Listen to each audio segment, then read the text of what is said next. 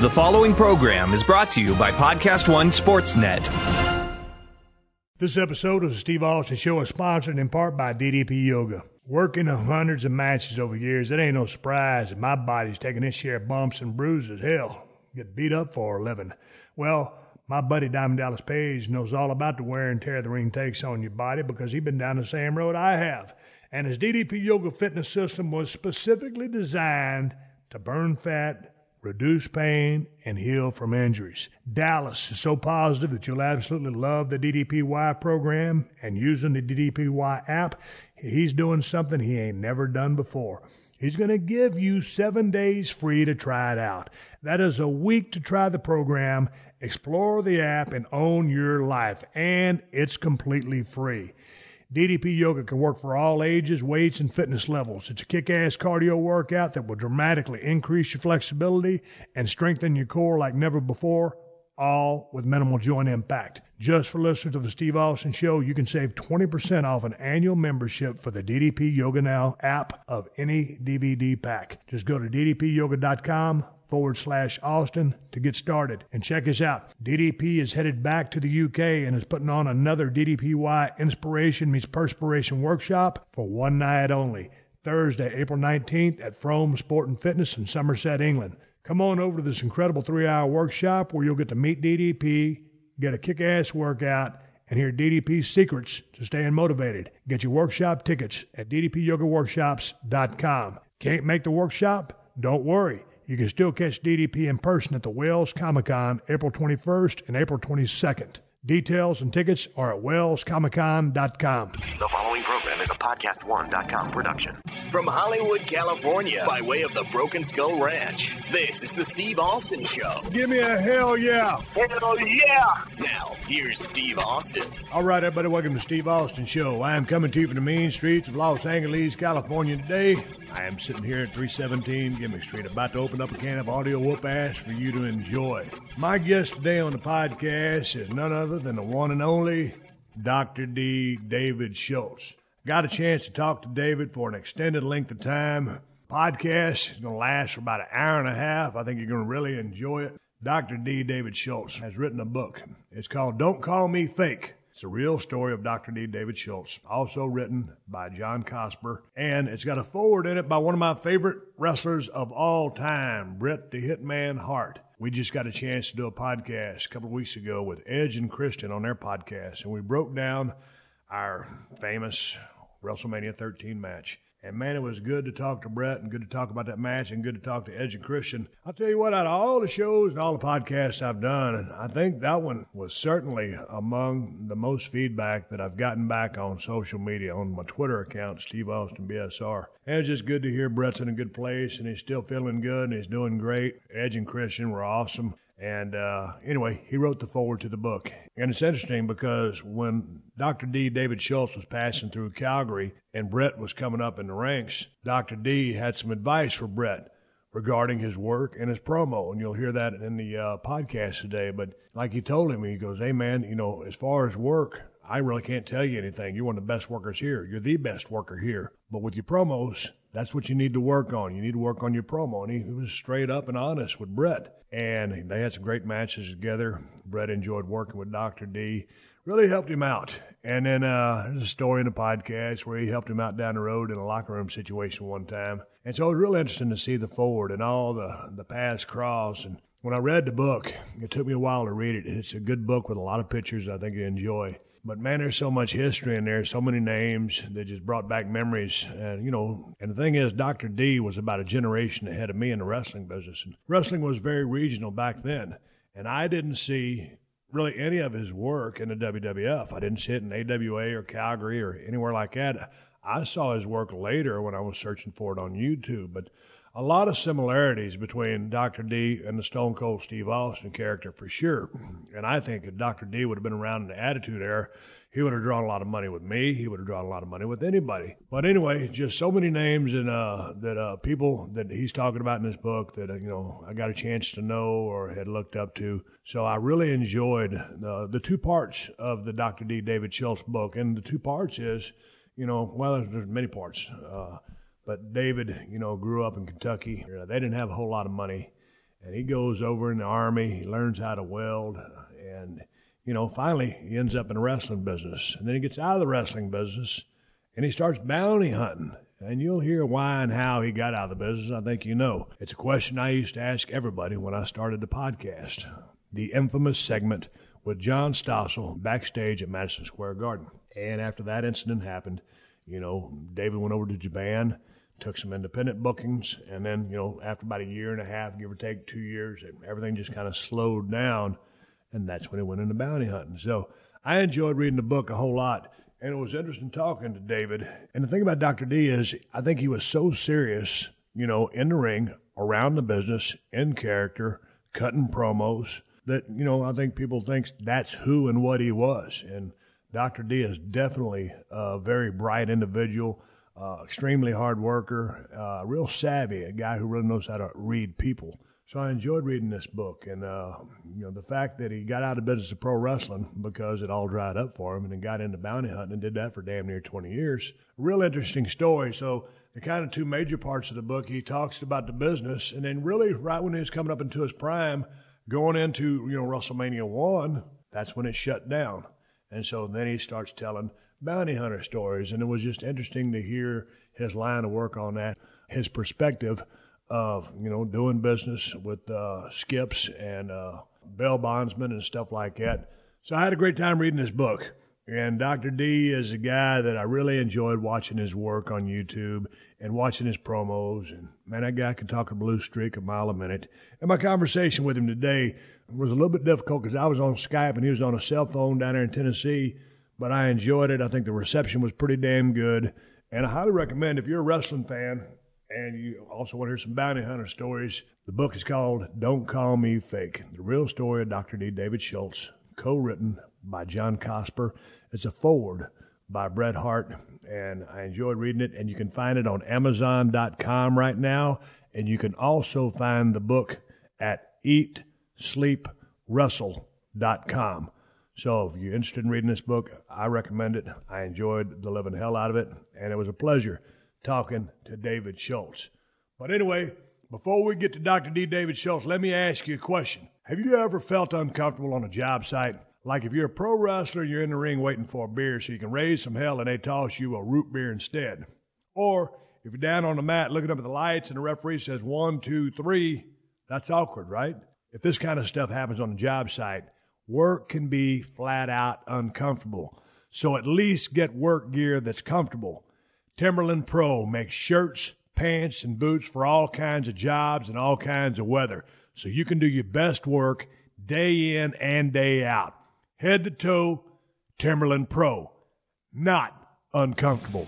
Hey everyone, I'm Wade Keller, and it's WrestleMania season. So be sure to subscribe to the Wade Keller Pro Wrestling Podcast here at Podcast One. I produce 2 new shows each week. Every Thursday on our flagship show, I'm joined by a co-host from the wrestling journalism field to talk about the hot topics in WWE and elsewhere. Every Friday, I'm joined by a guest who has worked in the wrestling business, including ex-WWE creative team members like Kevin Eck, talking about Drew McIntyre. Drew was a young guy, and did it go to his head, and did he walk around like he was the chosen one? He did. And I was frank with him. And I said, Drew, just so you know, this is how they view you. And Podcast One's own Christian Harloff, talking about his days working for WWE and Vince McMahon specifically. As far as the perception of him, I mean, he's the king. He walks in and it's just, you can feel it. I mean, if the Force was real, you would feel the Force powering into the room when he enters. And pro wrestlers, including NWA World Heavyweight Champion Nick Aldis, also known as Magnus, talking about the challenges facing Ronda Rousey as she transitions from MMA to WWE. I'm sure if you asked Ronda, she'd probably say that this moment is the result of hundreds of people's work, meticulous preparation and planning and timing and everything, and now suddenly it's like, go! And that can be very overwhelming. Just search Wade Keller on Apple Podcasts or on the Podcast One app or anywhere else you listen to podcasts. This is the Steve Austin Show. Yeah, man, I'm sitting here in Los Angeles, California. I just got finished doing my honeydew list. That means cleaning up a dog shit in the yard. David, Here's the thing. You got a compound in Tennessee, and I know you're no stranger to a honeydew list.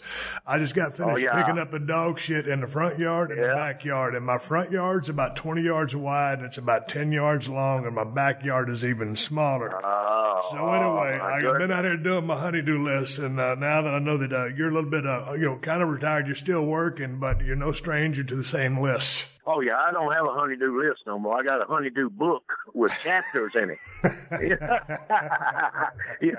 list was good. Now I got a book because she come through here a while ago and said, I guess you ain't going to go down there and move them pine trees from in them other trees. Hell no, I ain't moving them. You move them you want to move. Now, I probably won't get to eat tonight because of that. I got to sugarcoat it later. I was like, hell, I'm sorry. I thought you was talking to the dog or something, and I'm building her a building out here with a deck and all that, just away from my building so she can get all of her stuff out of here, her growing stuff, and she comes out there this morning, she just shakes her head and goes, I said, now what the hell's wrong? She said, I ain't gonna say nothing, I'm just letting it go. She looks at stuff before it gets done. When it's different when you finish. As you're working building the deck, you got to level everything from the bottom up. And when you start, it may be off 2 or 3 inches getting started until you get it all nailed up and get it going, And then a boy, she comes out here, what the hell? That's going to look like shit. Hey, but Dave. I guess so, she said, that's beautiful. Go ahead. I'm sorry. No, I just got finished. I told you, I said I'm going to call you at 10 o'clock in the morning on my time, which is 12 o'clock your time because you're over there in Tennessee. And I was 3 minutes late. And I ain't never late for nothing. I was never late to no bookings because I was the first guy in the building. I was the last guy to leave. So the reason I was late was because I called one of my greatest rivals in the squared circle, Bret the Hitman Hart, and I wanted to get a little backstory on him because I knew he wrote the foreword to your book, and I have your book in my hand. It's called Don't Call Me Fake, The Real Story of Dr. D. David Schultz. So we're going to get into the book, and we won't talk all about the book because I want people to have a reason to buy it. I read it from cover to cover. It took me a while to read it because I'm such a slow-ass reader, but I enjoyed the hell out of it, and I know there's so many stories that we can talk about, and you and me can just shoot the breeze anyway. But one of the big questions, and I asked you this on the telephone the other day, being in the wrestling business, and Jesus, you was in the Army, and then you was in Poland for 3 years. You was a truck driver, and your wife, Peggy, and you have been together, over 40 years now? Yeah, 48 years. This June will be 48 years. Yep. How in the hell did you do it? Well, I stayed away. I was gone all the time. Now that I'm home, it's harder than it ever been, I got to hide out in the woods and stuff like that. She comes, if I'm going over an hour, her and the dog, she turns the dog loose and goes and finds me. I got 3 or 4 pit bulls and 3 or 4 other ones, but I got one's a good tracker. She just let him go. He'll track me down. I do it kind of to train him a little bit, but he just comes out there and he'll stand and look at me. What are you doing out here? Maybe one. He talks to me too. I didn't know if you knew that or not, but it's great, man. When you're out here and nobody's around, you can do what you want to do, But 48 years, and if she hadn't been with me 48 years, I'd probably be in jail or dead or something. She has saved a lot of people's lives in my time. Without her, I don't want her to suffer, and my grandkids and daughter and all that suffer. And, for something that I would do, I just kind of lay back now and take it easy. That's I try to until I get to talking, then I bury myself. People say, you're still talking about that, ain't you?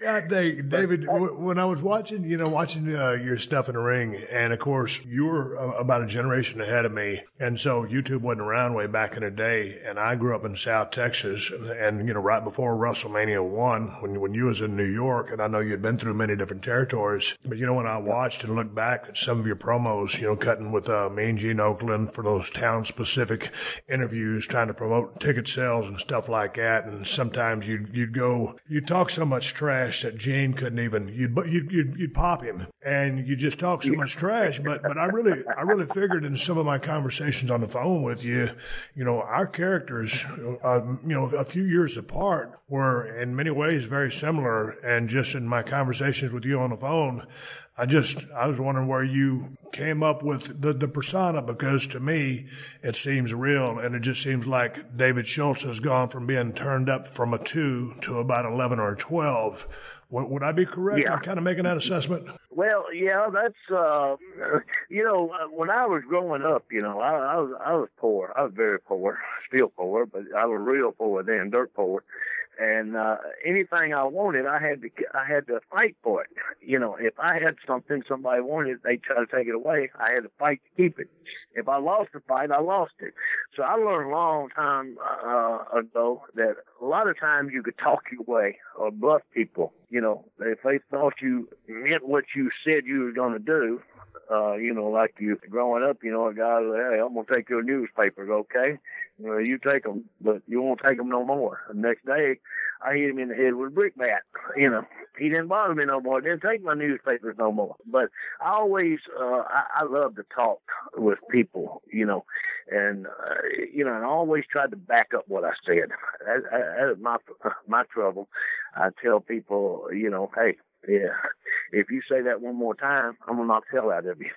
And they say it one more time, knock the hell out of them. And, I got a reputation even before I started wrestling that, hey, if he tells you something, I got to watch it. He'll knock the hell out of you. But that's the way I was raised. I had 3 brothers, and all of them was tougher than I was, but they was pretty well fighters, too.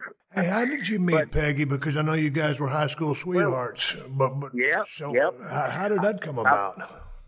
I met her at a football game one time. We was in junior high school, and I met her at a football game. And from then on, I had to run her around and track her down, try to keep up with her. And she kept being hard to get, And then when I went in the Army and everything, I stayed in touch with her and all this. And I got out. As soon as I got out, we got married. And the rest of it was history. We went everywhere, done everything. And she's been great. This girl would not, even all the wrestlers would tell you, she will not open her mouth about anything that's said or done around her. Because I told her a long time ago, the wrestling business, you'll see a lot of things. It's none of your business, because you don't know what kind of situation they have with their wives or girlfriends or whatever. It's none of your business. Keep your mouth shut, because you don't know nothing about it. And she said, okay. And she never did. I mean, it ain't none of her business what other guys do, either the wrestlers or anything. And what she's seen in the business would probably put a lot of them on the road somewhere if they ain't already on the road. But she wouldn't speak up. She wouldn't say anything. I mean, she knew a lot of the wrestlers' wives and stuff, and she'd see wrestlers with other people or this and I said, hey, you don't know their situation. And I've seen you on TV wrestling, all like you said, a couple of years apart between us, but we were so much alike that, if there's ever been a wrestler that I would worry about in the ring or out of the ring, it would have been you, because the way you go after people and stuff. And then it reminds me of me, and I don't want to get me. I don't want to go against me, but all these other guys that, I never had a fear of any of them. Hogan, the biggest wimp I ever met. I mean, he didn't have a place to stay when he started in the business. He'd come up to our house and stay at our house. My daughter lay and sleep in her bedroom, and she'd go to the couch. And he was sleeping in a van. And we become real good friends. But this guy was the biggest coward I had ever seen. Now, we were good friends. I'm just telling you, out on the street and stuff. And then, but he was a good entertainer. He learned how to entertain. And he did what he had to do to make money. And that's, I guess that's the name of the game. But what I'm saying, there's nobody out there legitimately bad that I know of, except you would be the one that I would have to worry about. I don't know if I want to carry a baseball bat or the ability. I think David. Yeah. I don't know from an ability to just hand-to-hand combat. I just know that like there's different levels of tough. You've kind of got you've got your guys, and like I think you kind of referenced in the book, Haku was one of the baddest guys that was ever in the business. I think I was kind of fit into the mold of, hey man, I was like a cockroach. Take the punishment of the business, get pile drived, almost get paralyzed, finish a match, that kind of toughness. But I want to go back to you just as far as your gift of gab. I know you guys grew up dirt poor, and but before your father passed away, what was he doing as a line of work? I'm just wondering where your gift of gab come from. Was talking your way out of situations, backing up what you had to do, or just being in the woods in Tennessee. And and for me, South Texas, when I started talking all my trash, people wondering, hey man, where did that come from? Well, that's just the people that I grew up hanging around, and that's the kind of stuff that I started spitting out. And so that was my style. So with your gift of gab, and just coming from being poor, talking your way out of situations or having to back your situation up, it just seems like it came really naturally to you, because you also, as far as going into your bounty hunter days, were able to, really not manipulate people, but talk them into, hey man, you need to give yourself up. You've always had the gift of persuasion. That's right. And let me tell you, that helped me more, the wrestling, talking, interviews and all that. And like Memphis was all live interviews, that when you worked down there. It was live. It wasn't no delay in anything. And you had to concentrate on what you're saying. You couldn't use curse words or anything else. They cut you right off. In Memphis, a lot of places have a delay, where they clean it up and all that. But it was so easy to talk to these guys, though, because like Lance Russell would just feed you on. Dave Brown would feed you on. They would go and let you talk. As long as you was carrying on, I don't know if it was a conversation, but a gab that they was interested in listening to you. They get so into you talking that they just about be memorized listening to you. And they'd say, oh, my God, what am I going to do now? This guy, he does. And I know I love Canada. That was where I really loved that up there with Ed Whalen. And he would go out, Stu Hart would come out and say, yeah, this kid got, he can talk and he can follow it up with a little action, too. And then I got into bounty hunting, That was the wrestling played such a big part in my bounty hunting, because people would see me all them years on TV, and I'd go out, and I had people come in with me, and they'd say, oh, yeah, Dr. D's out here, man, yeah, oh, yeah, I don't mind going to jail with him. Well, okay, then. When did you stop bounty hunting? Well, I didn't stop. I still, last month, let me see, sometime in February, I had to go get a guy. So I still do it every once in a while. I don't want to, because I'm not as quick as I used to be, and I'm not as sturdy as I used to be. I don't weigh about 230 now. I was 280, 290. How much did your, grown-up child, poor, always having to fight, had your brothers, they was tough guys, and then all of a sudden, you go into the service, you come out of service, you're a welder, you decide, hey, man, let me give this pro wrestling a shot. And someone had told you about Herb Welch, who, when you came upon Herb Welch, was give or take around 6 or 7 years old, and you went and met him, and you was about 6'6", probably 260, 250, and you said he'd train you. And so you started working out with Herb Welch. Tell me about the training that he put you through, because, in the book, you talk about how sore you are when you're coming home. You're in your car, you just lay on that horn, and Peggy's got to come and help get your ass out of the car and get you back inside. How rough was that training? True. Because I know when you first started having your first matches, he hadn't smartened you up yet. Now, I didn't kind of learn the shooting and the hooking that you learned. I was learning basically tumbling drills, a little bit of chain wrestling. I didn't get smartened up to my first match. But take me back to your first training sessions with Herb Welch. He was an older gentleman, but extremely tough and knew some stuff. What was your impressions once you got into the business? Well, I wasn't a wrestling fan. I'd watch it every once in a while. I'd come on TV or whatever, and I'd run the officer settling route because I was a certified welder. And I went by his house one day, and I stopped and asked if he talked to me. He was a big fella, you know. The older days he started saying, but he was a big man, and his hands looked like catcher's mitts, you know, huge hands. And he said, "Yeah, what do you need, kid?" And I said, "Well, I heard that you might be training some wrestlers. I'd like to see if you train me to be a professional wrestler." "What makes you think you can wrestle?" All this here really deep voice, you know, and all this. I said, "Well, I don't know. I see it on TV. I think I can do it." And he said, "Well, okay, I'll do it. Costs $300. I said, "Okay." Back then, $300 a lot of money. And, you know, he said, "Show up like it was, I don't know what day of the week it was, but like a couple of days. Show up downtown at the theater. There's an old theater down there. And we'll see what you got." Okay, I went in. I thought he was going to have, 7, 8 guys there. Wasn't nobody with him. He said, "Okay, kid, get in the ring here." He said, "What do you know about wrestling?" "Well, not much." He said, "Okay, let me show you a couple of things." Oh, he started on me. And he tied me up. And I'd starved to death. He hadn't let me go. I don't know how he got, Oklahoma tumbleweed or something. He had stuff on me that I had no idea what he had. And the bones was cracking and muscles was tearing. I could hear it, And what he was trying to do, it discouraged me. He wanted the $300, but he wanted to discourage me. He wanted to be sure that I wanted to be a wrestler. He wanted to be absolutely sure that I could take it, So after a couple of hours, I couldn't feel it then. A couple of hours, I figured I was pretty good shape. I got in the car, drove 45 miles. He said, "I'll see you in a couple of days. Come back up here 2 days or whatever."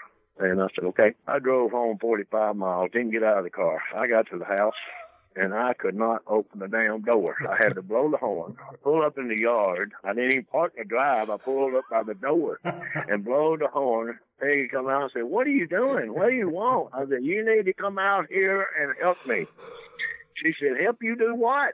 I said, "Help me get out of this damn car." I couldn't raise my legs. I couldn't raise them. They were locked. And my knees and back and neck and arms. And, she helped me in the house. I leaned up against her. She said, "Man, what's wrong with you?" I said, I need to get in a hot tub of water or whatever. And she brought some hot water. I went and got a hot tub of water and finally made it to bed and got up like 3 or 4 o'clock in the morning, had to go to work and work all day again. And oh my God, I went up there and I said, "Man, I don't know about this, So I went back up there. Next time up there, Herb was there by himself again. I was looking around, hoping there was more people there. But and Herb started hitting me with them open hand slaps. Oh, I had bruises all over me. And he just kept on. Never told me anything about working or anything. He said, "You think you're a tough guy? Come here." He like Stu Hart would get you down, put a hold on you, and then tell you, "Fight, you bastard, fight." Fight. But the Herb would just sit there and ride you, and they'd just blow you up. He was 67 years old now, and, I thought that was old, but man, I'd hate to have met him. He was 40 or 35. But anyway, went back home again, blowed my horn, and my wife come out again. She said, "Is this going to be every day? Are you going to do this?" I said, "I don't know. Oh, God, help me in the house. Run some water, Get the liniment this time." I was hurting. And then the next time, it started lightening up a little bit. I'd get back home. She would be coming out the door already to see me pull up because, I done got brave now. I'm starting to loosen up a little bit. I'm, the muscles and stuff. So next time I went up there, he had the bounty hunters up there, the David Novak, the old bounty hunters, and Al and Don Green used to wrestle for Nick Koulis and all that. They agreed to come by there and work out with me. So we got in there working out, and I was fighting. I was, they were working, I was fighting. And they told her, they said, "Hey, we can't come back up here, this guy, man. He's going to hurt us or cause us to hurt ourselves. Keep from hurting him. If you smart him up." Herb said, "No, I ain't smart him up." Now, this is about a month down the road or something, a little more. And Herb finally, after about 3 months of all that, he'd bring, and then he had a couple more guys come in. Well, hell, I beat the hell out of all of them. He ain't told me nothing about, working. So the Petty boys come in, 2 brothers up there, and my dad had been working out for years and years. Never went anywhere, just worked local and all. But, you know, they were smart, I guess, because I'd beat the hell out of them, you know. And Herb finally called me and said, David, come outside here.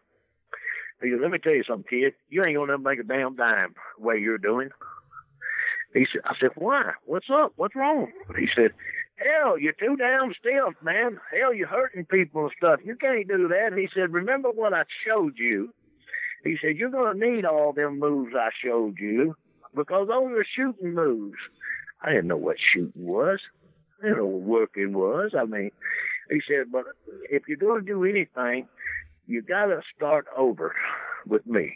You got to forget what I've showed you. But don't forget it, but just forget what I showed you. I'm going to show you how to work and be a wrestler. Now, he was sure that I was going to be a wrestler. I've been there 3 months getting my ass whooped and ain't missed a day.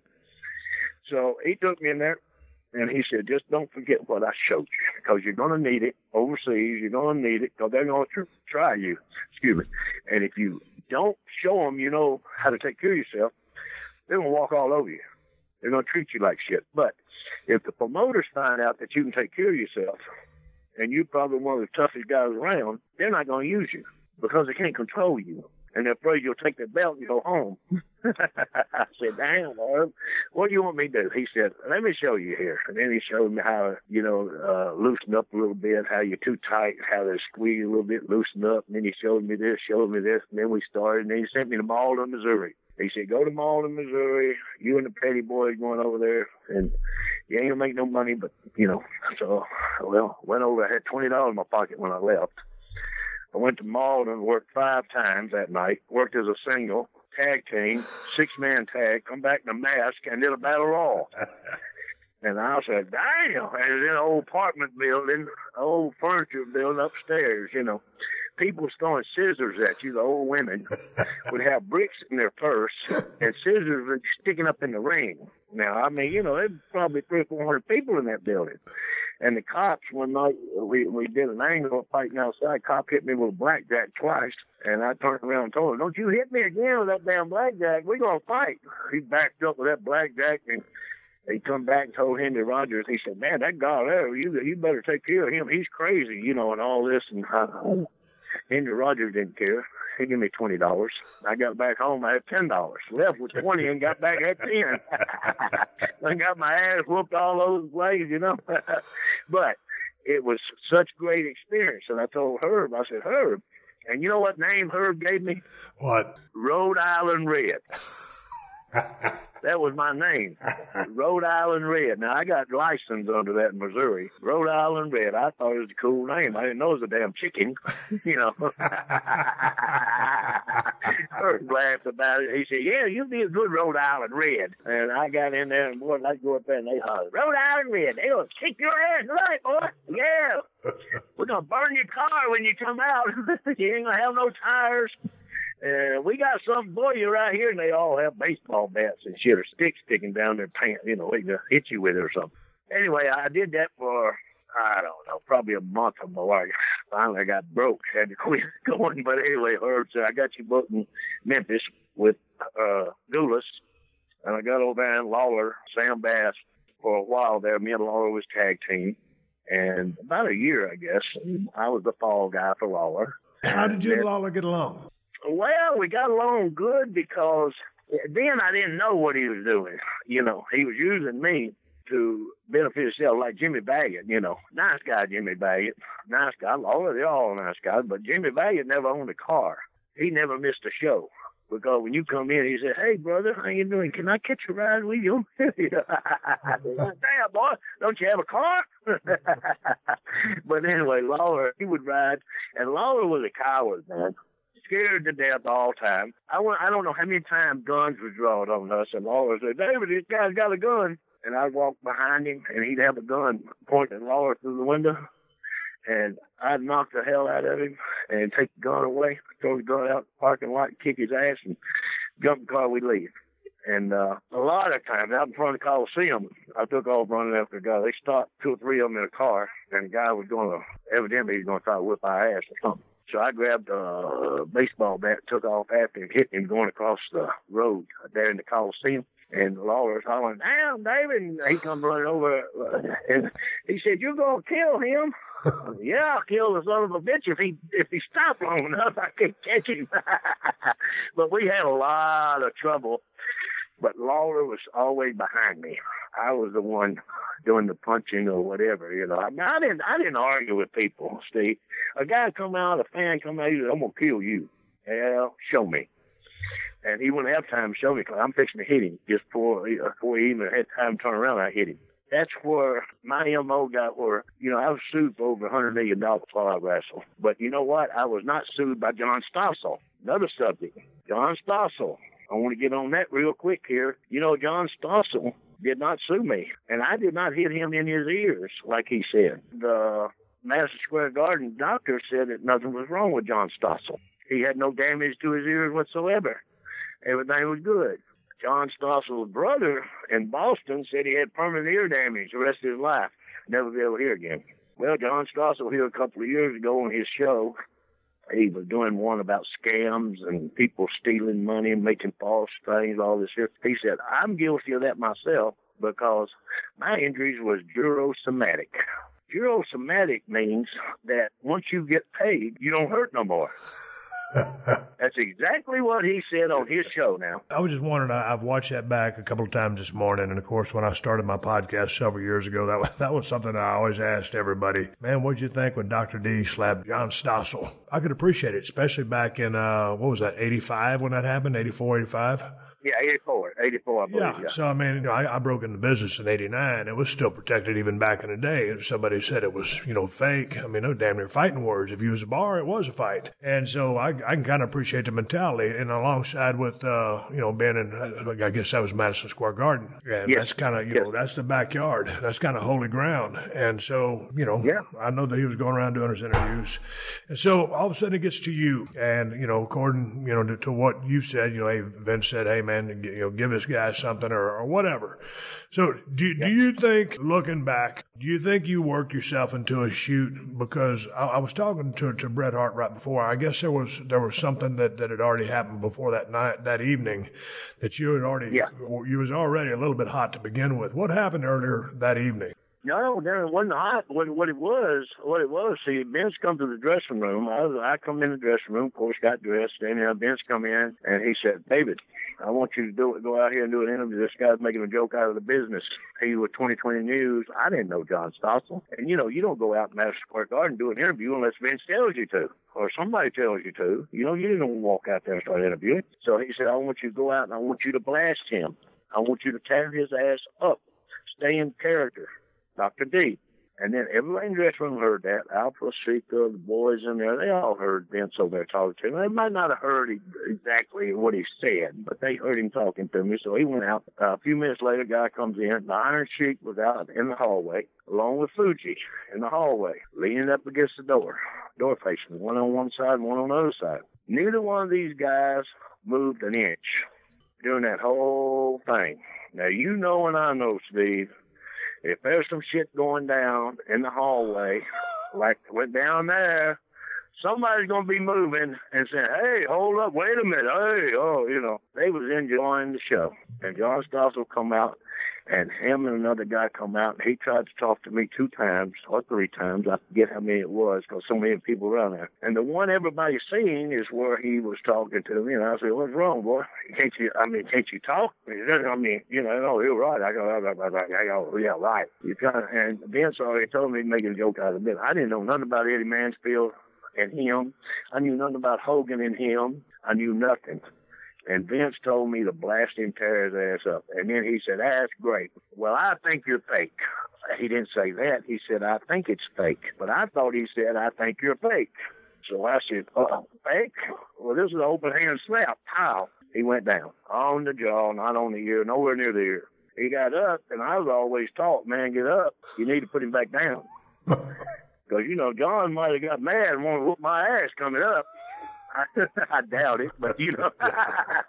But I had to hit him with the left because he was just there. The left was there. He wasn't quick enough to dodge it. And then he took off running. And here comes Vince running down. "Oh, what the hell is the matter with him?"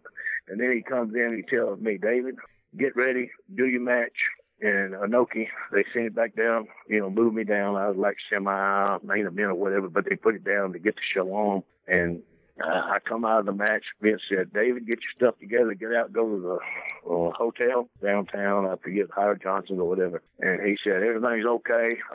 They're talking about they want to arrest you or whatever, but it's going to be okay. Well, what a lot of people don't know is I got suspended from the New York Athletic Commission. I didn't even have a license to work in New York. I don't know how they can suspend somebody for not wrestling. $3,000 fine, and Vince paid that, he said. Baltimore, Maryland suspended me. L.A. suspended me. Several other states suspended me. Within a week, I was reinstated, all of them. They all reinstated me after they watched the tape and seen what happened. So Hogan didn't want me around anymore, see. Me and Hogan had this thing that he always thought he could beat me, even when we were running around together and, going to the gym together and everything. He always thought he could beat me. I said, you couldn't beat my wife, let alone me. And he'd get mad. I'd get him in the ring, and I'd hook him a little bit, and I'd let him go. You don't want to fuck up the match or anything. You don't want to screw everything up for 100,000 people. So we'd be there. We'd do, and even with Vern Gagne, when we were bleeding, both of us go to the hospital bleeding, Minnesota. We both went. And, he got so scared that I was going to beat him for the belt on live TV.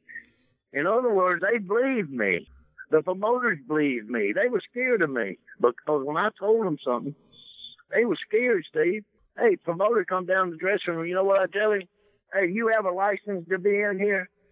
He said, well, Dr. D, yeah, I'm the promoter here. I'm Joe, whatever. I don't give a damn who you are. Get your ass out of the dressing room. If you don't have an athletic license, you get out of here.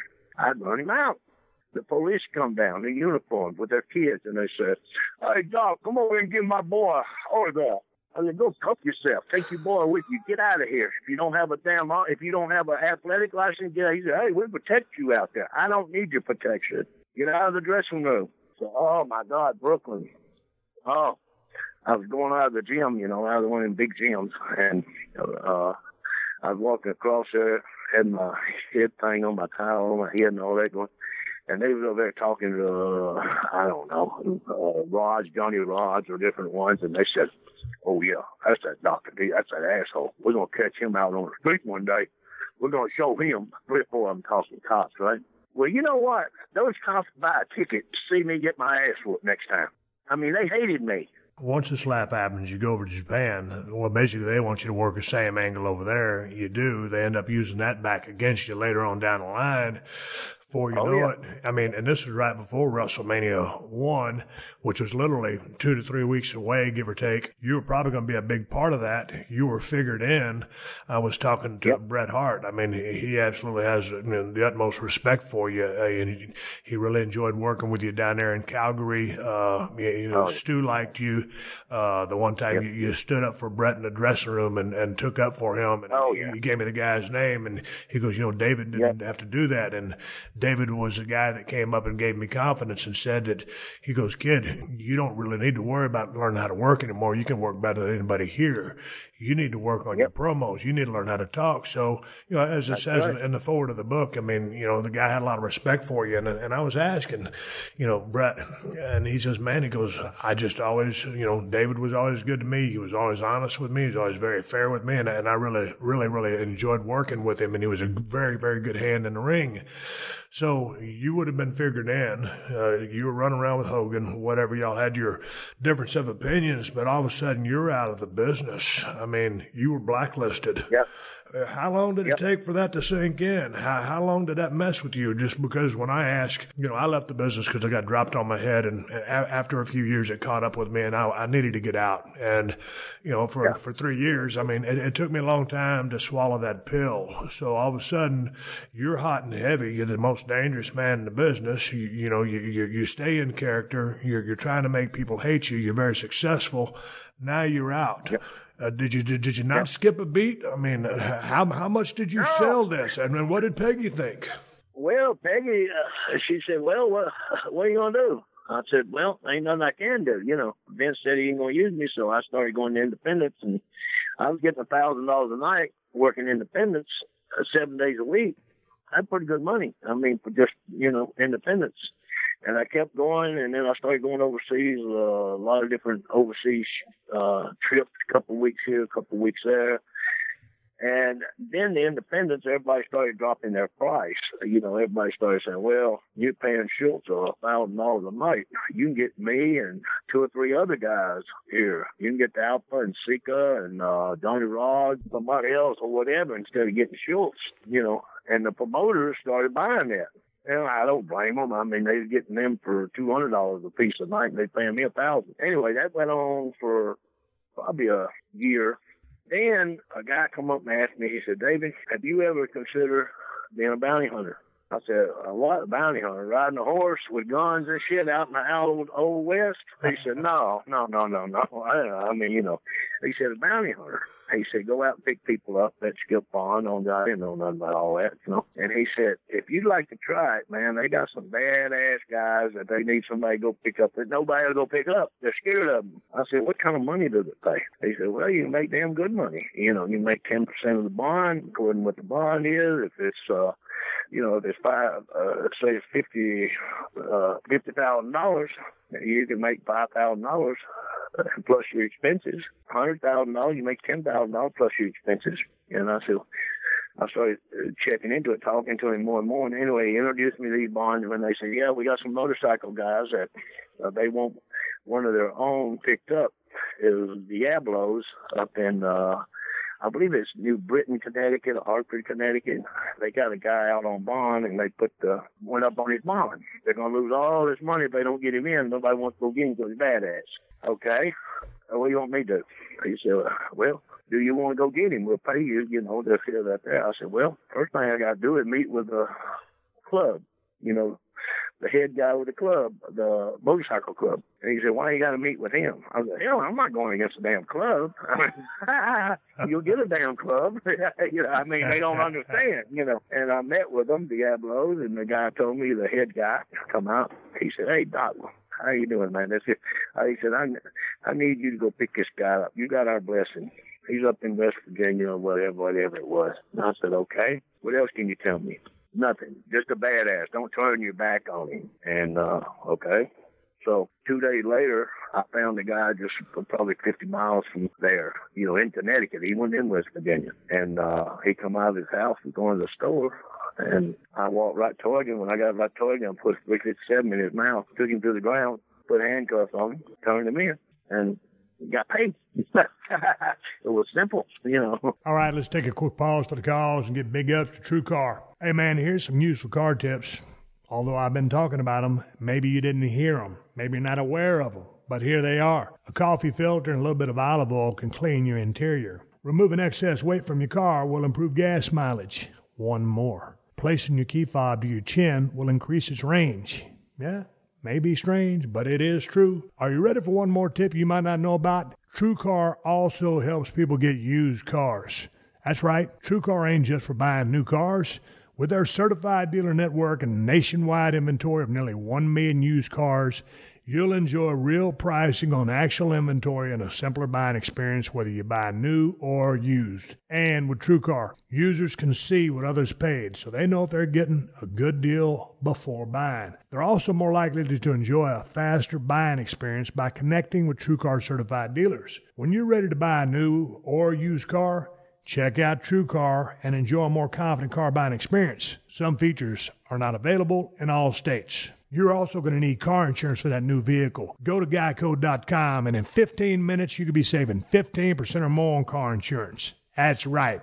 Save hundreds of dollars on car insurance at Geico.com. Extra money in your pocket? It may just be the most rewarding thing you do today. Hello, guys. It's MMA fighter Chael Sonnen. Check out my podcast, You're Welcome, with Chael Sonnen every Wednesday and Friday right here at Podcast One. We cover the latest in mixed martial arts and everything else going on in the world of sport. Listen free to You're Welcome with Chael Sonnen, exclusively available on Apple Podcasts, at podcastone.com, and on the Podcast One app. If you love the show, share it with a friend and leave us a rating and review. This is the Steve Austin Show. David, going back to when you started your bounty hunting days, I know, when you come over to business, Herb Welch is training you. You're green as grass, and it's the same for all of us. I mean, and you're working snug because you ain't been smartened up yet. And then you're going through the learning process, okay? And we all do that.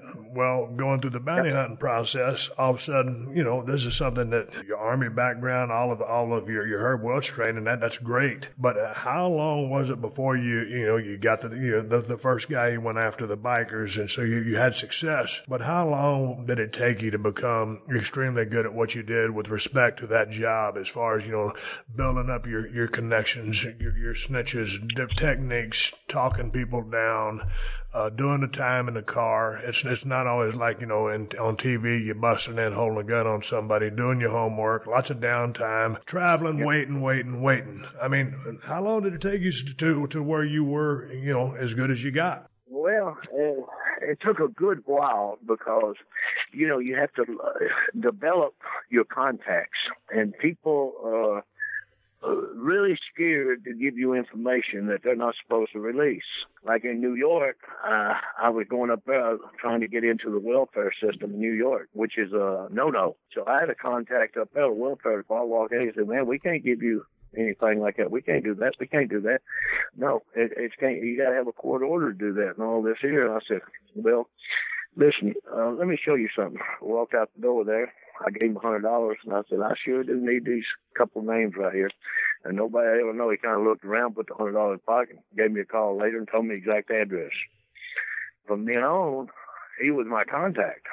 And every time I'd go up there, I'd give him $100, $200, according to how much the bond was, and he'd give me the Social Security, he would give me the welfare department. I mean, anybody on welfare, And what happened, these guys have a thing where they leave Connecticut, go to New York, they get it instant on welfare immediately. Maybe not them, but their wife or their girlfriend or whatever. And Social Security numbers, same thing. And then you develop the telephone system. You make contacts with a telephone company. Same people don't want to tell you anything. But money talks, bullshit walks. If you pay them, you can get the information. Police departments used to help me. They would give me information that was, that's a no-no, but they would give it to me. And policemen helped me a lot of times. They'd have the guy sitting in the car, and they'd call me and say, well, we got Jose Gonzalez here. You still looking for him, David? Yes, I am. Okay, he's over here. Come over here on Capitol Street. Come over there. They give him to me, put him in the car. Boom, I give him $500, and I'm gone. Going back to some of the wrestling people that you befriended or met along the ways, I was watching your match with Andre, a couple of your matches with Hogan, and of course the rib you played on Orndorff when he was out there mowing his yard. How was working with Andre? I mean, a big dude. You caught him. I met him right in. I guess it's probably around 93 or something, 94 maybe, but he had come through WCW. He was on crutches. He was really he was out of the ring by then and getting in pretty bad health. But I was a nobody. I was stunning Steve Austin, but here was Andre the Giant, and I just at least had to go shake the man's hand, and I introduced myself to him, and that was it. But how was it being in the ring with the guy, and everybody called him the boss? I was working with Andre the Giant. I love working with Andre. Andre was such an easy guy to work with. Now, he'd drop his hand on you, he'd give you a hit across the back, just about knock all the breath out of you. He didn't mean to. He just that way he was, And I was 6'5", a little over 6'5", and my head come right to the underneath his chest, his pecs. And, he could, anytime he wanted to, he could just grab you. I mean, his hands was huge. He'd take a silver dollar and drop it right through his ring finger. On his ring, on his finger, he'd take the ring off and drop the silver dollar through it. That's how big his fingers was. Yeah. I told him, when I had anything that big, he kind of laughed, oh, boss. Hey, boss, yeah, give me another beer. But, hey, he was great in the ring. Easy to work with, too. I mean, if you actually, they call it potato, but if you stiff on him, he liked it better because he didn't like to sell something that didn't look good, And I'd have to go out there and I'd beat the hell out of him. I mean, I knew I had it coming when he did his comeback, but I mean, at least he loved it. He liked it when me and Piper they towed him out on a stretcher, Madison Square Gardens, you know. Me and Piper beat him. They had to come get him out of the ring, juice and everything, blood everywhere. And he loved it, you know. And I just, man, the guy was great. Always nice. Always, I never seen him upset, you know. And when I worked with him, it was a pleasure to work with him. And it was a pleasure to work with the Bear. I don't know if Bear or Andre was the easiest. I guess Andre was easier, but the Bear, I always loved wrestling the Bear, you know. What an easy night. You know, all the big guys. I used to wrestle I'd work with all the big guys, you know. Tex McKenzie was, I don't know, 6'9", 6'10". He was great. Bobo Brazil. Easy guys to work with. Ernie Ladd. Easy guys to work with. I mean, and people would hate to go out in the ring with them. Because, you know, they were scared of them, I guess, because they were big. But, you know, they was easy to work with, man. I mean, especially me, because they thought I was going to get my ass whooped. The people, so they loved it, you know. When you got out of the business and started bounty hunting, were you too busy to keep up with what was going on in the business? Did you get completely away from the wrestling scene? You know, nobody, not one guy ever called me and said, Doc, anything we can do for you? Doc, would you do it? Nobody spoke up for me. When the lawsuits was out there, I tried to get guys, hey, you heard Vince say that. No, I can't. And I understand. They afraid of their job. They couldn't do nothing else. That's their life. That's what they had to do, you know, is wrestle, they thought. And, you know, I couldn't believe that somebody would speak up for somebody and never call you and ask you if you're okay. Never anything, you know. And I didn't need it, and I didn't care, because I've always been a type guy that if somebody don't want to tell me, hey, you know, I go around the day. I've been chopping wood all winter for 2 different families down here. I've been supplying them wood for their stoves because they're poor. And one of them had a pacemaker put in. He couldn't cut his wood.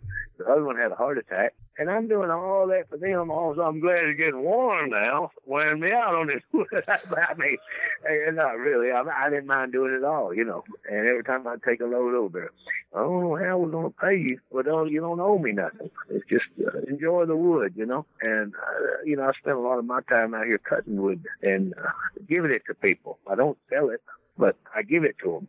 I do anything I can for anybody until they screw over me. If they screw over me, hey, I'm going to bend that. I want to screw them any way I can get them. Any way I can get them if it comes up, you know. But usually don't come up because I don't associate with them no more. What was your mindset on the road? Because I know you from reading the book, you seem to like to stay away from the hotels where the boys stayed and just kind of mind your own business. Yeah. Obviously, you had to travel with somebody. I know you traveled alone a little bit.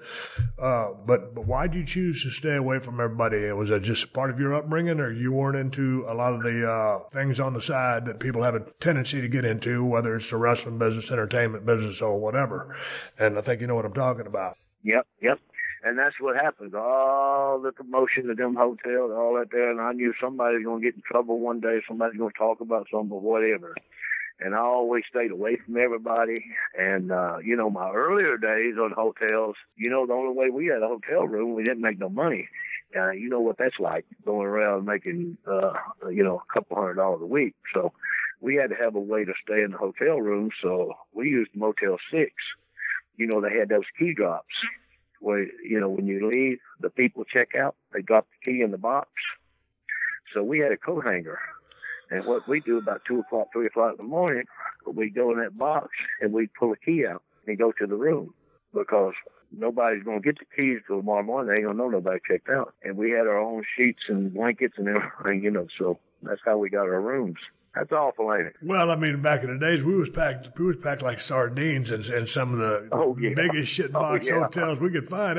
There was a time when me and Kevin Nash were traveling together, and he was as cheap as I was. I mean, it was almost like a rib.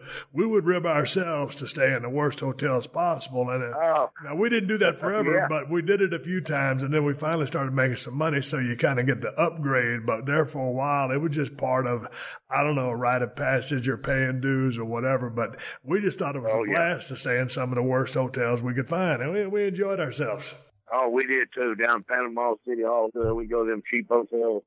$15, $20 a night. 4 of us go in a hotel. We pull the mattresses off twin beds, and everybody have a mattress and box spring or whatever. But hell, you couldn't get up and go to the bathroom. Couldn't walk. The building wasn't big enough. That'd step on people. And they hated to stay in there with me. They afraid I was going to do something to them, cause them a problem. You know, I just always like to joke with guys, you know. And we had I'll tell you about this old guy up in Connecticut, Steve. You'll enjoy this now. My neighbor, I lived on a cul-de-sac. And we was the only one there, my wife and me. And then other people, the guy died, and they started selling off the property. So 3 other families moved in. And one guy was an asshole. Nobody got along with him. And he hated dogs. And he didn't want dogs in his yard, so he put a big fence up and all this here. So what I did, I had a Bouvier de Flounder, 160 pounds.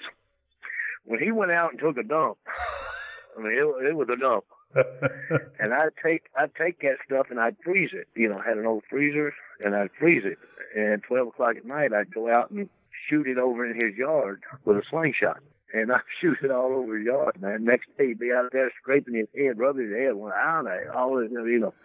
Then I graduated from that and went to weed tiller, grass tiller. And I was freezing that and shooting it over in his yard. He'd get these big brown spots. Pretty soon he was just killing everything in his yard, you know.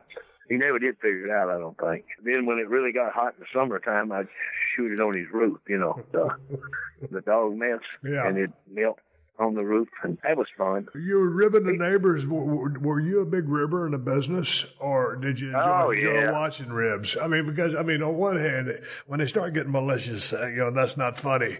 But, I mean, man, when you've been strung out on the road for weeks and weeks at a time, a rib can sure elevate morale. Oh, yeah. Matter of fact, a couple of them in there, in that book, they was, I come out of if you left your coffee in Calgary, if you left it in the room, if you walked out of the room, went to the bathroom, left your coffee sitting by your bag, you don't know if you're going to be able to walk next hour or not. Somebody do something to your coffee. Yeah. They're going to drop something, acid or something going to be dropping your coffee, and you ain't going to know it unless you know what the effects are, you know. So they did me one night. They got me. I left my coffee, and I never do it. I don't know why I did it that night. But I told them, I said, listen, I don't care. Y'all got me. But I just want to know how much you got me because I got to drive 500 miles tonight. Right now, I'm okay, but I can feel it. Bladder acid, I know. I said, I want to know how much is in there. Somebody tell me, y'all got me. So one guy called and said, Doc, you're okay, man. I said, oh, did you do it? No, man, I'm just telling you, okay. So a week later, go home, Peggy's fixing cookies. So I go in there and said, hey, fix me a couple of trays of cookies there, those chocolate chip cookies. What for? I want to take it to the boys. I love the boys, you know, in the dressing room. I like them, you know. Also, I had about 6 bags, 6 packs, 8 packs of X-Lax. And I put those X-Lax, cut them up in little cubes, put them all over the cookies, and let them cook, put them in a bag. And the Peggy's cookies was good, you know, so I grabbed 5 or 6 of them, put them right on top so I knew where they were. So I'd take a big old bag and a grocery bag into the dressing room. Hey, guys, here's some cookies, man. Yeah, let me grab mine. I want to know that. I grabbed some off top and started eating. So everybody tore that bag off. Everyone was gobbling them cookies down. Just blah, blah, blah, blah, blah. Next day, they come in. They started coming in the dressing room. And I said, man, I don't know what happened. My stomach's been messed up all night. I said, yeah. He said, yeah, mine has too, man. The other guy said, we have too. I said, man, I don't know who's pulling the joke around here. This is not a joke because I'm really messed up, you know. And, I mean, I had to, you know, they thought, you know. Anyway, then it really didn't get over that good, some of them a week, you know, before they got straightened out.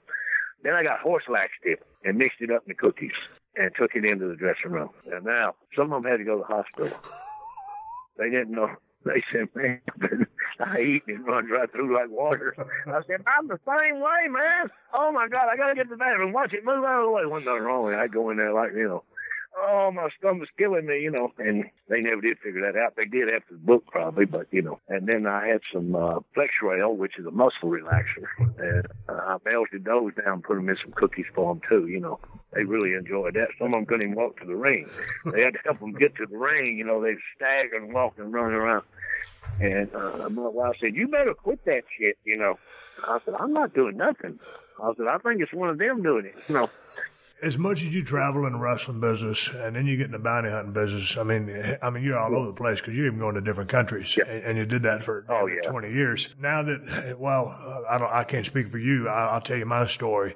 You know, when I ended up getting out of business some time ago, it was hard for me to get over not traveling. So a lot of times I get my pickup truck. Hell, I drive 40 miles down to the Sonic, get me a jalapeno burger and a diet vanilla Coke, and drive back home. Ain't nothing wrong with that. No, I feel like I was on the road. So anyway, I always talk about, I was on the road forever. And when I was on the road, I kind of like being in zombie mode because that's what you do and that's your life. And I could be on the road for 2-3 weeks and I'm like, God dang, man, I'm sick of this road. I'm ready to get home. And then all of a sudden I'd go home, and after a day and a half, I'd say, I'm bored. I'm ready to get back on the road. I mean, so it was kind of a love, hate thing for me. And then, finally, all these years later, I kind of say I've turned back into a civilian. Now I don't really like to travel. I mean, if I got to go somewhere to do a job and maybe I'm there for 3 or 4 weeks, that's one thing, but I just don't like jumping around from place to place. And, back in the day, we'd come back home from the road, and you're probably the same. I just put my suitcase right in front of the washer and the dryer, and whatever was dirty, I washed. Whatever's clean, I left in there, and I just put the same shit right back in my suitcase, and I was ready to go because ain't nobody knew what I was wearing in different towns. It was all the same shit. That's right. So that's right. These days, I kind of read, because I know you and Peggy got into, over the road. You was driving an 18-wheeler for a while, and y'all enjoyed that. Yeah. But I know you guys don't travel too much anymore. You kind of say like a homebody, which what I look at myself as. So is all the traveling out of your system? Do you enjoy it anymore? Are there any, after being all over the world, are there any, you want to go to the Grand Canyon or whatever it is and go look at something? Or are you just cool being in Tennessee, still doing your work? No, I just, I still drive a lot. I still go a lot of places, but I don't, I love traveling. She doesn't.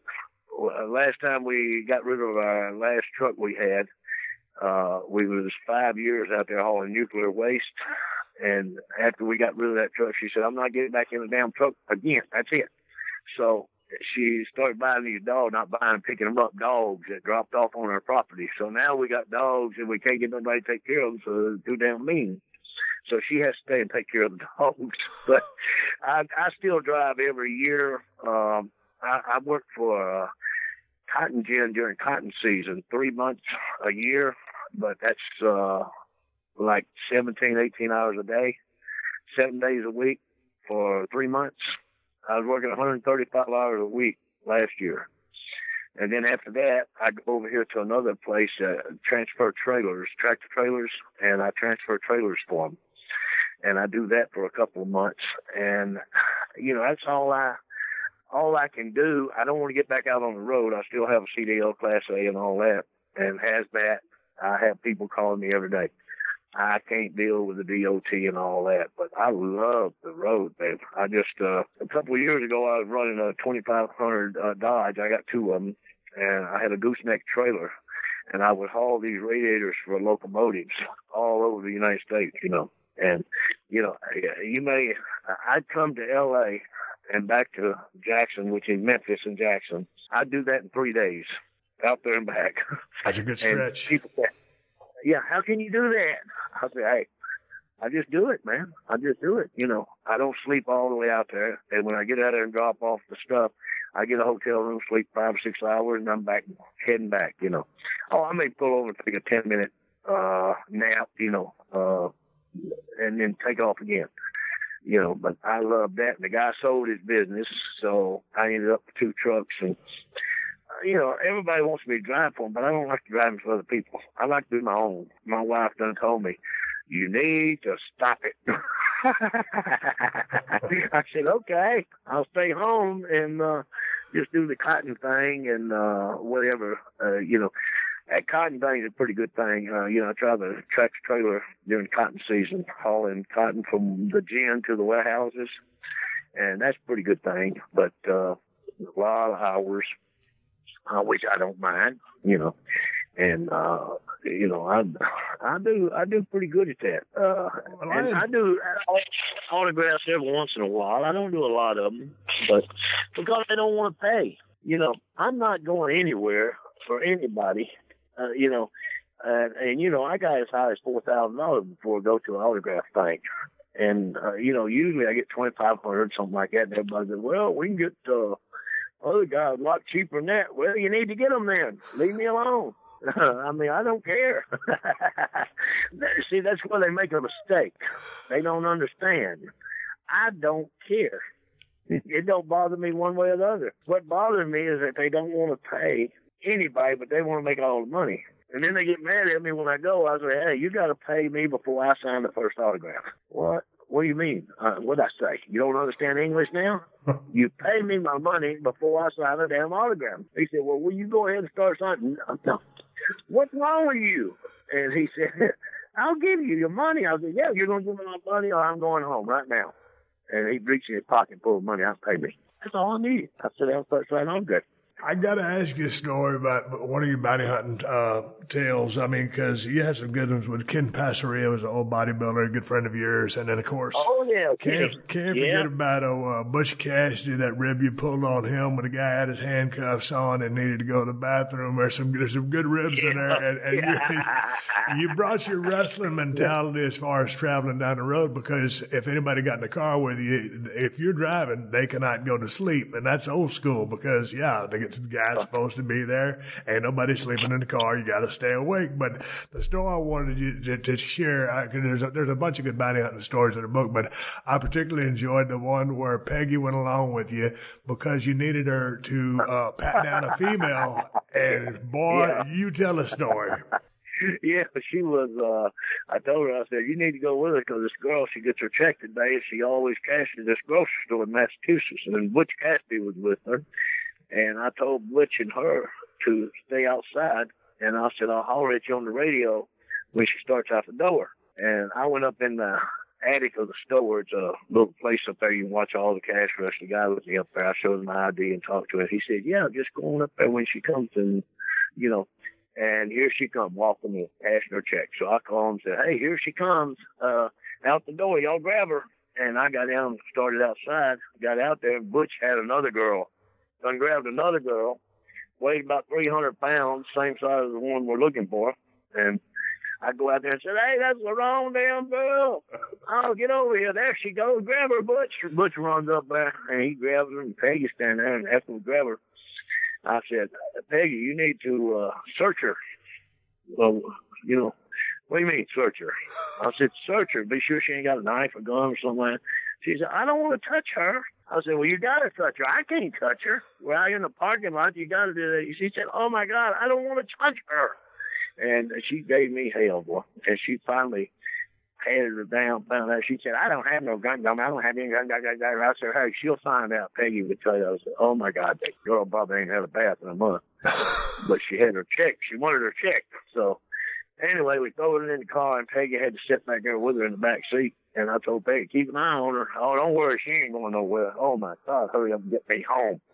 Took her and dropped off jail, went home. Peggy pulled her clothes off and burned them. Threw them out and burned them in the garbage. She said, I don't want to ever touch them damn clothes. Don't you ever take me anywhere else and let me.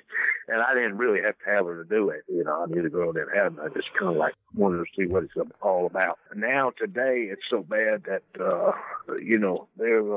of fact, you mentioned Kenny Passerello. They was talking to me the other day. One guy up there said, please come up here and work for us. Bounty hunt. I'm not coming up there and do no bounty hunt work for you.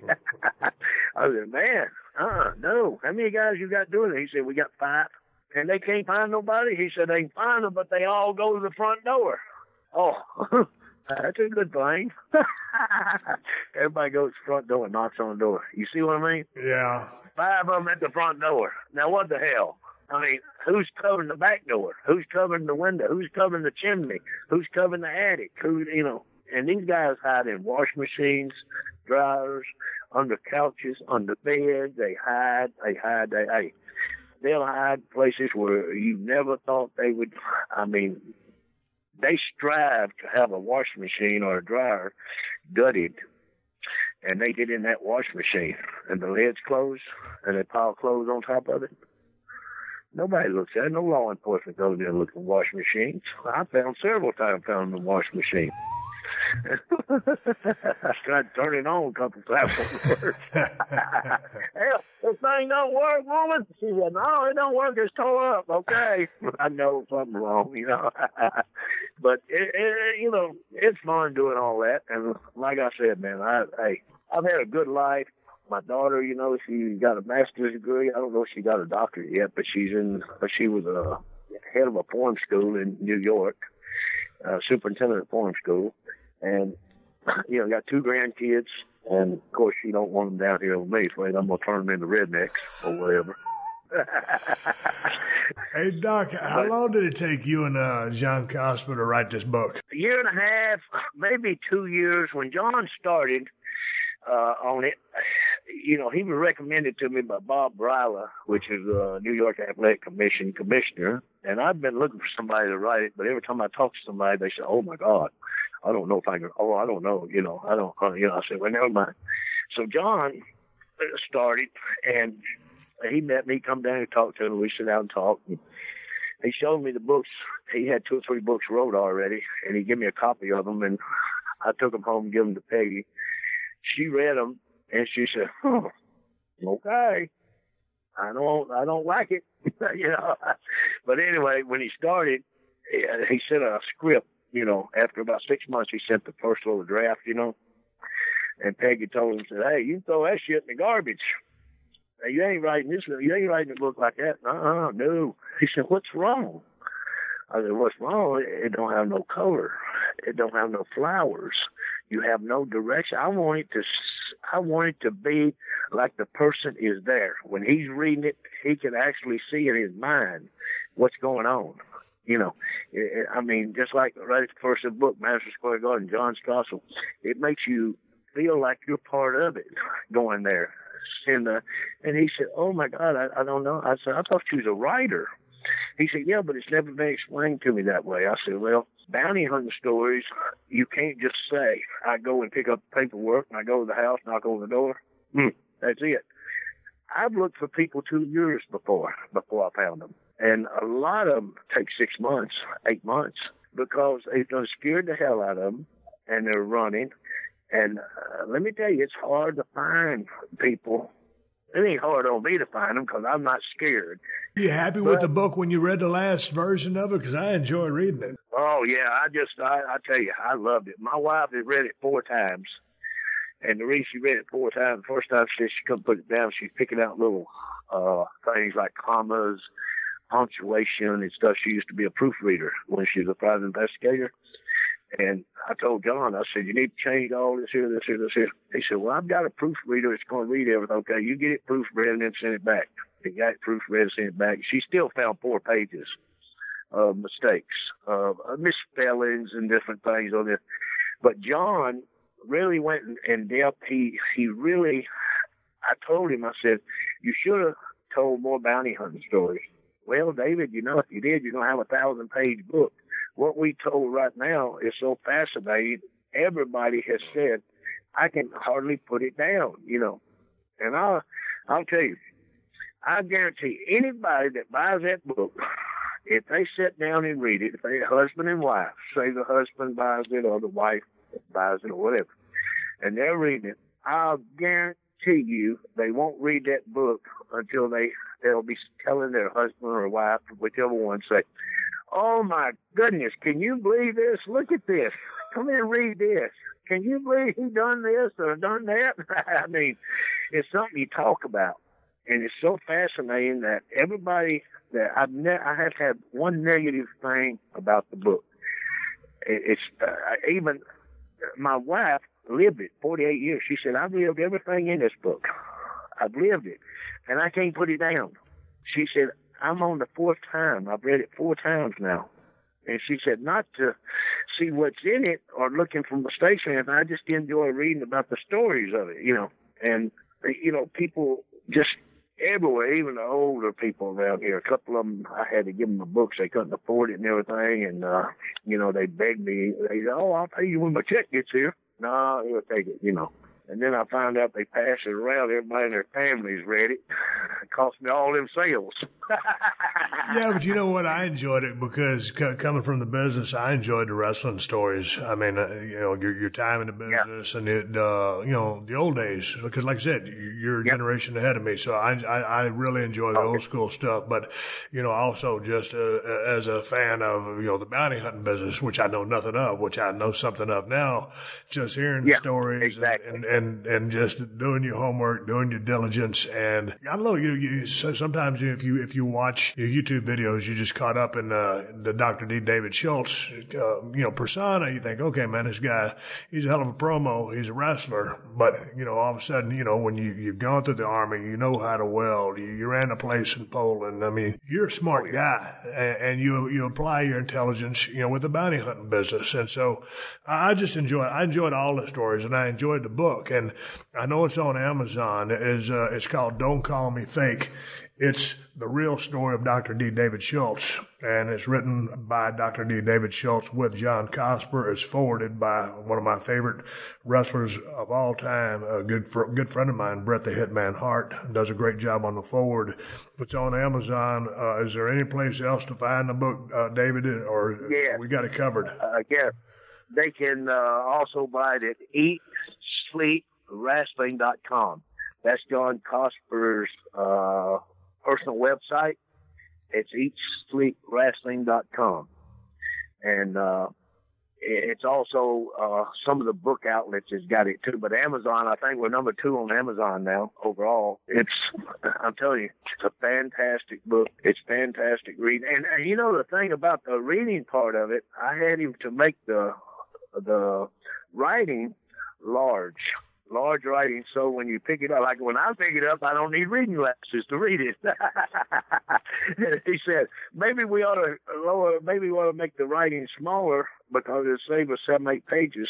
I said, no, don't touch the writing. Leave it where it is. The words are, I don't know if you noticed that or not. You probably don't need reading glasses. No, I got them on right now. I enjoyed the fact that the font was bigger than normal because, man, sometimes you pick up a book with that little ass writing and it's intimidating for me because I don't read worth of shit. And then all of a sudden, I was reading some of the reviews on Amazon and everybody gave it a 5-star review. And then there was this one guy said, oh, there's too many pictures and there's the writing too big. And I was like, I'd like to meet that dude, guy. Are you kidding me?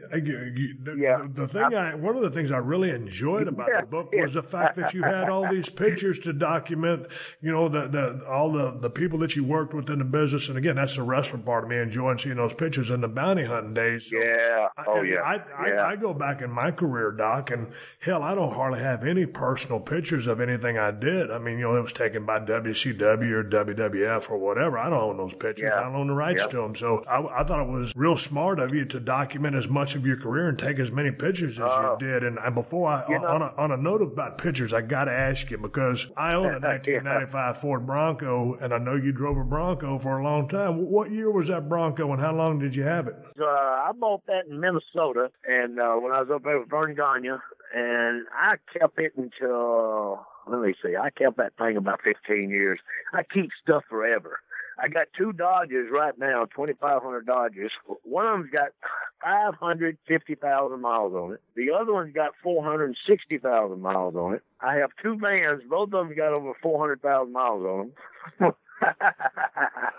So I don't believe in, I mean, the Dodges are 5.9 diesel, so they don't wear out. I mean, you can drive them forever. They just great car. I know you drive a Dodge Ram? Yeah, man, I got a Ram Charger and that I drove on that show, and I got a 95 Ford Bronco, and those are my babies. I will never sell those vehicles.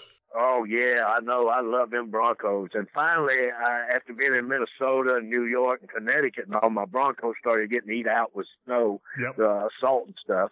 And I finally sold it to a kid. He needed something to start plowing snow. He wanted to go in business for himself, so I sold it to him. And I don't know if he still got it. If he is, he probably ain't no body left on it. Been so long, snow, and that salt will eat it out, Did you have the 302 or the 351 on that Bronco? 351. 351. Yep. Four-wheel drive. And that thing rode great. I loved that truck. We just went down one day when I was working for Fern Gagne and bought it, and it started snowing in Minnesota.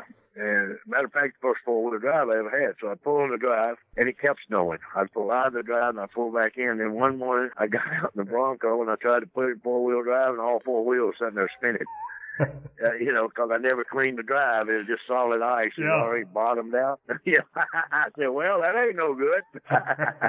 But, man, that thing run good, though. I love that Bronco. That's great, that Bronco. And, you know, a lot of the pictures, talking about pictures a while ago, when he started, when John started writing this book, I said, listen, I've got 2 18-wheel trailers out here, containers, 40 foot long, full of wrestling stuff. And he said, oh, my God. I said, well, that's the way it is, man. I sent him cases and cases and cases, you know, boxes of stuff. He went through them, but I think he skipped a lot of them because I had thousands of pictures of people, you know, that a lot of people done forgot about, you know, that he didn't feel like was important because in modern day, what we're talking about, not the old day like Tex McKenzie or Bobo Brazil. These guys are not Luther Lindsay. You know, these guys are just gone. Pork Chop Cash, Kamala. I mean, I had pictures of all these guys, but I told him, I said, well, you can't put all pictures in there because, like you say, it's going to be 1,000 pages, you know. He said, I'll pick them out. And I already knew then that, yeah, he's going to pick them out. You know, John's a big wrestling fan. I tried to smarten him up, and I think he's pretty well smart. I think we're going on a trip up to New Jersey. I know we're going to Fort Wayne, Indiana next month, and going to New Jersey, though, that'll be a good trip for him, you know, in the car with me. I guess he thinks he's going to lay back and sleep all the way. But, hey, Steve, it's been great talking to you, man. It's been great talking to you, David. I've enjoyed, like I said, I didn't get a chance to catch all this stuff because it was so regional back in. But like I said, and I've told you in our phone calls, I've watched a lot of the matches on YouTube. And, of course, you know, Bret Hart speaks super highly of you. Oh, yeah, good man, Bret Hart. I've enjoyed talking with you on our phone calls. I have, you too, man. The name of the book is Don't Call Me Fake. It's a real story of Dr. D. David Schultz, written by David Schultz with John Cosper. It's on Amazon at EatSleepWrestle.com. Yes, sir. That's it. And that's the bottom line because I said so. Pleasure, David. A pleasure here, too, man. You take care. Talk to you later. Don't miss the debut episode of The Producer's Guide with Todd Garner and his very first guest, Adam Sandler. I was shooting Little Nicky and my father came to the set. You heard about this new Krispy Kreme donut? And then I'm eating like 2 or 3 and talking to him and he's like, how many are you going to have? I said, that's it. And he's like, you do that every day? Download new episodes of The Producer's Guide with Todd Garner every Thursday on PodcastOne.com, the Podcast One app, and Apple Podcasts. Make sure to rate and review on Apple Podcasts. All right, everybody, give me the go home cues. Time to wrap up his podcast and ride off into the sunset. And before I do that, I want to thank Dr. D. David Schultz for joining me on the podcast today. His book, Don't Call Me Fake, The Real Story of Dr. D. David Schultz, is available at EatSleepWrestle.com and Amazon.com. I believe it's on the bestseller list. Anyway, if you get on YouTube, you type in Dr. D. David Schultz. You know, whether you want to watch the Stossel thing backstage or any of his wrestling matches or some of the funniest promos you'll ever see where he busts up Gene Okerlund, the best straight guy in the business, one of the great pitchmans of all time. The guy was just a bolt of lightning on a microphone. So check out some of his stuff on YouTube. I always check out some of his stuff, and it's always highly entertaining. Check out the book. I recommend it to everybody who likes a good story, and David has lived a badass life. Hey, man, I want to say one more thank you to all the fine sponsors of the Steve Austin Show. That's how I'm able to do this podcast for you twice a week for free. And you can find all my sponsors at PodcastOne.com. Just click on the Killer Deals button at the top of the page, and then click on the Steve Austin Show banner. I am on social media, folks, on Instagram and Twitter at Steve Austin BSR. I will be in New Orleans, Louisiana, April 7th and April 8th at WrestleCon. Man, I always forget where the damn thing's at. I think it's at the Sheridan. Nonetheless, I'll be doing probably the only appearances I make this year, April 7th and 8th, the day before and the day of WrestleMania. I will be there live and in living color. I'm looking forward to seeing everybody. And that's the bottom line. Folks, until next time, my name is Steve Austin. And and I will catch your ass down the road. This has been a Podcast One production. Download new episodes of The Steve Austin Show every Tuesday at PodcastOne.com. That's PodcastOne.com.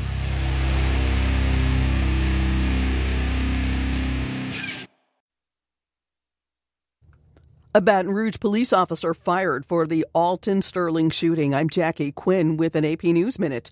The police chief in Baton Rouge announces the firing of one officer and the suspension of another involved in the fight and deadly shooting 2 years ago of Alton Sterling. Sterling's family's lawyer says it's time for the federal government to work to stop these police shootings. They give local police departments tanks, tear gas, pepper spray, any equipment that they need from the federal government. Why can't they get involved in this epidemic? Police say that they still don't have a motive for the shooting death of a police officer in Hopkinsville, Kentucky. The suspect was shot and killed by officers early this morning. More than 15 Palestinian demonstrators reported killed in clashes with Israeli troops. UN Representative Riyad Mansour. It is a huge massacre against our people, which we condemn in the strongest terms. The UN Security Council called an emergency meeting. This is AP Radio News. I'm Jackie.